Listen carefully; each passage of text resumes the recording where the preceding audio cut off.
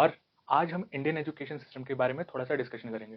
कल मैंने एक पॉडकास्ट देखा जो कि एक फिजिक्स के टीचर जो शायद 11th-12th को जेई और नीट की प्रिपरेशन करवाते हैं, उनके बीच और रणबीर इलाहाबादिया के बीच हो रही थी। तो थोड़ा उनका डिस्कशन को ब्रेक डाउन करेंगे और ये देखेंगे कि आजकल एजुकेशन सिस्टम में क्या चल रहा है। ये जो इनका पॉडकास्ट है वो थोड़ा कोचिंग सिस्टम और रिसेंट डेवलपमेंट जो होने वाले हैं एजुकेशन सिस्टम में उसके बारे में। तो शिक्षण प्रणाली में ऐसा नहीं हो सकता। मैं कह रहा हूँ हमें शिक्षा को स्तर पे ले जाना है, आपको चाहिए बहुत ज्यादा काम होना आवश्यक है। शिक्षकों की training, not about knowledge, many time वो सिर्फ सब्जेक्ट नॉलेज डिलीवर होनी है, उसके अलावा बहुत कुछ है। आप सोचिए पायलट जब जाता है तो पायलट के बहुत सारे प्रोटोकॉल होते हैं। आप इससे पहले अल्कोहल नहीं ले सकते, ये नहीं कर सकते, वो नहीं कर सकते, फ्लाइट उड़ाने से पहले। क्यों? ये तीनों बातें याद रखना अभी काम आएंगी। ये तीनों बातें साइंस बेस्ड कॉम्पिटिटिव एग्जामिनेशंस हैं, ये हमारे देश में रहेंगे। कई बार लोग बोलते हैं कि ये बहुत टफ कॉम्पिटिशन है, पर शायद ये हमारी एग्जामिनेशन की ताकत है। यहाँ थोड़ा रुकते हैं और 2-3 पॉइंट्स यहाँ से पिक करते हैं। जैसा कि एनवी सर ने बोला कि कंपटीशन होना चाहिए, और जैसे कि पॉपुलेशन है इंडिया का, कंपटीशन जरूरी भी है। यहाँ तक हम सब एग्री करते हैं।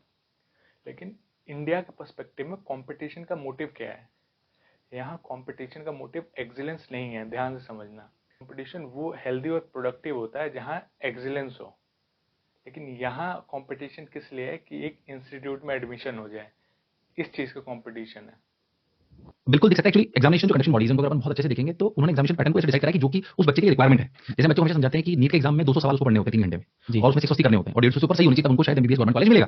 क्योंकि फास्ट स्किल डॉक्टर को इसलिए चाहिए कि अगर कोई भी पेशेंट इमरजेंसी में लेटा हुआ है तो वो घर जाके सोच सकता है कि मुझे कौन सी दवाई देनी है, उसको वो सब मेमोरी में होना चाहिए तुरंत। यहाँ थोड़ा रुकते हैं और सर ने जो पॉइंट्स रेज किए हैं ना उनको थोड़ा पिक करते हैं। सर ने एग्जाम के पैटर्न के बारे में बात की। उन्होंने ये बोला कि एग्जाम का पैटर्न वैसे सेट होता है जैसे स्टूडेंट्स में स्किल चाहिए। इंजीनियर्स के लिए अलग स्किल और डॉक्टर्स के लिए अलग स्किल। यहाँ मैं आपको ये बताना चाहता हूँ कि 90% ऑफ द पेपर स्टूडेंट्स को फिल्टर करने के लिए डिजाइन होता है, ना कि उनके स्किल्स को मेजर करने के लिए। फॉर एग्जाम्पल, एक बच्चा इंजीनियरिंग का एंट्रेंस दे रहा है, उसका मेरिट इस चीज पे डिपेंड करेगा कि उसने कितनी एक्यूरेसी के साथ और कितने कम टाइम में ज्यादा क्वेश्चन सॉल्व कर दिए, यानी कि सर्कल्स मार्क कर दिए। लेकिन एक्चुअल में जो इंजीनियर का एप्टीट्यूड होता है वो उसके अप्रोच में होता है।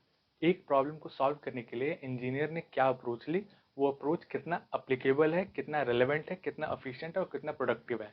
क्या ये सब पैरामीटर्स इंजीनियर के इस एग्जाम में टेस्ट होते हैं? ऑब्जेक्टिव क्वेश्चन को सही मार्क करने से एक चीज टेस्ट होती है, फॉर्मूला की अप्लीकेबिलिटी। एंट्रेंस टेस्ट में स्टूडेंट का मेरिट इस पर डिपेंड करता है कि उसने सही आंसर दिया या गलत। इस चीज पर नहीं डिपेंड करता है कि जो आंसर उसने दिया है उसके पीछे अप्रोच क्या है, वो प्रोडक्टिव एफिशिएंट है भी या नहीं है। ऑफ कोर्स स्किल टेस्ट होता है, लेकिन 90% of the paper weightage student को फिल्टर करने के लिए होता है, ना कि इस बेसिस पे होता है कि उनमें इंजीनियरिंग के स्किल्स हैं या नहीं। ये कि अच्छी डिग्री का फायदा ये होता है कि आपको चांस पहले मिल जाता है।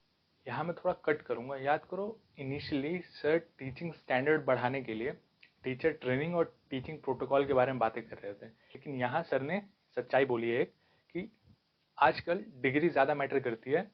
आज की रियलिटी ये है कि जो अपनी क्लास को अच्छे से मार्केट कर पाता है, जो जितना बिजनेस लाएगा वही टीचर है। आगे देखते हैं। पूछना चाहिए, बिल्कुल पूछना चाहिए। और अध्यापकों के लिए भी सीखे कि स्टूपिड क्वेश्चन अगर बच्चा पूछे जो आपको स्टूपिड लग रहे हैं, वो उनके स्टूपिड नहीं, उनका उत्तर दें। हम भी उत्तर देते हैं, कभी मजाक उड़ा के भी देते हैं, पर देते हैं। यहाँ स्टूपिड क्वेश्चंस की बात हो रही है, मतलब बेसिक क्वेश्चंस, बेसिक डाउट्स जो भी होते हैं। लेकिन रियलिटी ये है कि हर क्लास शेड्यूल्ड होती है, उनका टाइम लिमिट होता है, और एक क्लास में बच्चे होते हैं 100, 150, 200, 300। अब ये समझ लो कितने स्टूडेंट्स का वहाँ बेसिक डाउट क्लियर होता है, कितने स्टूडेंट्स का कॉन्सेप्ट क्लियर होता है। और ये जो पढ़ाने का सिस्टम है, फॉर्मेट है, उसको बोलते हैं शिक्षा। भी शिक्षा को चलाने के लिए उसके 4 मेजर स्तंभ आज की तारीख में एजुकेटर्स हो गए, इंफ्रास्ट्रक्चर हो गया, मैनेजमेंट हो गया और टेक्नोलॉजी हो गया। ये शिक्षा के 4 महत्वपूर्ण स्तंभ आप कह सकते हो आज की तारीख में। सर ने यहाँ जो 4 पिलर्स की बात की, वो या तो ऑर्गेनाइजेशन या किसी बिजनेस को चलाने में काम आते हैं, ना कि शिक्षा को। सर ने बहुत ही स्मार्टली वहाँ अपने बिजनेस या ऑर्गेनाइजेशन को शिक्षा से रिप्लेस कर दिया। ओके, तो अभी 2 पहलू है। पहला पहलू एंटरप्रेन्योरियल है, जो आपने 4 स्तंभों की बात करी, वो बिजनेस के लिए, हां, और बिजनेस नहीं, शिक्षा के लिए। पर क्या जो ये कोचिंग कल्चर है, उनका एजुकेशन से कोई रिलेशन है भी या नहीं? दूसरी बात, क्या इनको बिजनेस बुलाना गलत है या सही है? एजुकेशन को हम ऐसे देख सकते हैं कि एजुकेशन वो है जो एक स्टूडेंट को मेंटली, फिजिकली, सोशली एक बैलेंस आदमी बनाए। तुम ही लोग सोचो कि जब कोई एक बच्चा कोटा जाता है तो क्या गेन करता है और क्या लूज करता है। पहली बात, इसके सोशल एस्पेक्ट को देखते हैं। जब भी कोई बच्चा कोचिंग जाता है तो सबसे पहली चीज आती है उस पर सोशल प्रेशर। फ्रेंड्स का हो, रिलेटिव्स का हो, फ्रेंड्स का हो, किसी का भी हो सकता है। दूसरी बात आती है आइसोलेशन। अब तीसरी बात आती है ये टीचर और स्टूडेंट का रिलेशन।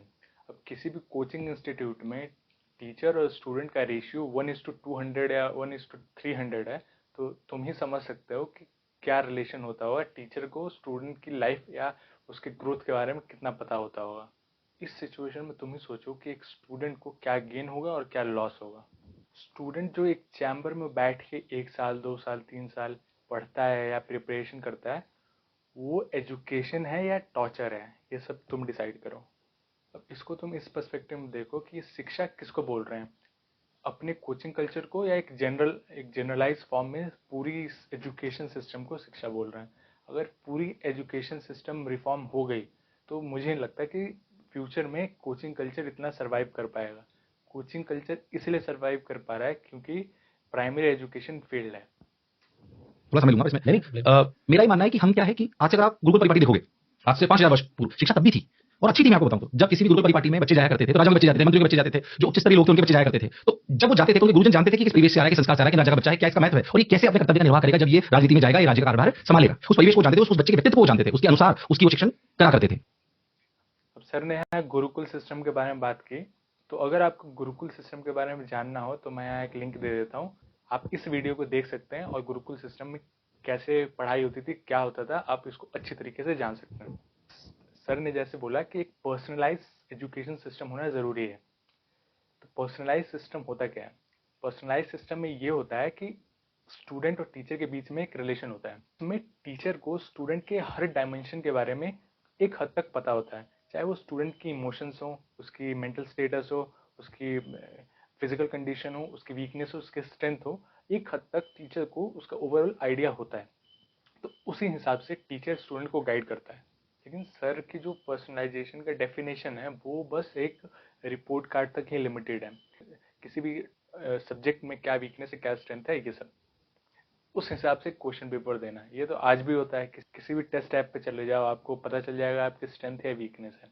एक रियल पर्सनलाइज सिस्टम में ये होता है कि एक टीचर को पता होता है कि एक स्टूडेंट में कोई भी वीकनेस या स्ट्रेंथ क्यों है, उसके पीछे का रीजन क्या है, जो शायद सर की फ्यूचरिस्टिक मशीन में नहीं है अभी तक।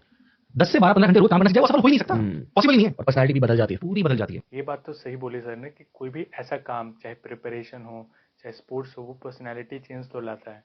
लेकिन एक इसमें लूप होल ये है कि एक ही काम सबके लिए नहीं है ना, जो आज की दिक्कत है हमारी।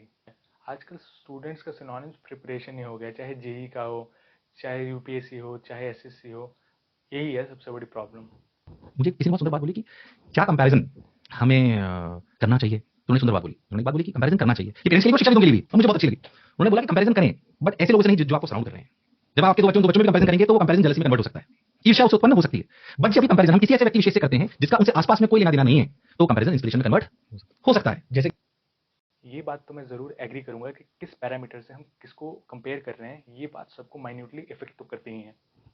जी। तो जब हम इस सिस्टम में आए शिक्षा में, इसे बोलते हैं इंस्ट्रक्शनल मॉडल, इंस्ट्रक्शन मॉडल में आ गए, तो इसमें स्केलेबिलिटी और अफोर्डेबिलिटी तो हम ले आए, और पर्सनलाइजेशन कहीं रह गया पीछे। तो मैं ये कहता हूं कि रियलिटी में अगर आप चाहते हो कि शिक्षा को कैसे देखा जाए, तो पर्सनलाइजेशन भी आवश्यक है और वो स्केलेबिलिटी और अफोर्डेबिलिटी भी आवश्यक है, क्योंकि शिक्षा तो समान अधिकार है। शिक्षा को देखने का नजरिया ऐसे ही होना चाहिए हमारा। मुझे लगता है ये पर्सनलाइजेशन आ सकता है टेक्नोलॉजी से। लगता है 110% श्योर की पर्सनलाइजेशन। सर ने यहाँ एजुकेशन सिस्टम को इम्प्रूव करने के लिए बहुत सारे अच्छे पॉइंट्स दिए हैं, लेकिन मेरे हिसाब से एक पॉइंट जो मिस कर दिया है, आज जो एजुकेशन सिस्टम सबसे बड़ा लैकिंग पॉइंट है वो है स्किल।